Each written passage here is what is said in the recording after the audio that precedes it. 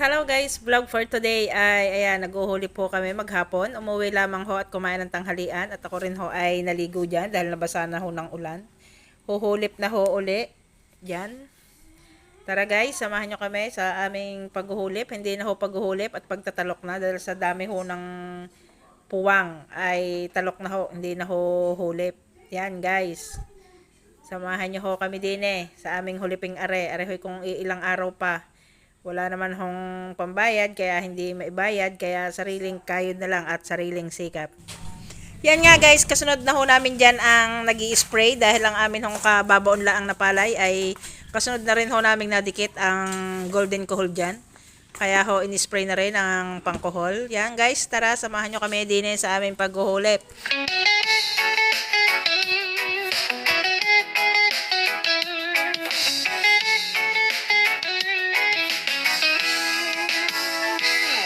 Sa silangan ng Mindoro, nauhan ay nababanaan. Lupang malawak, lupain, may pag-asa't liwanag.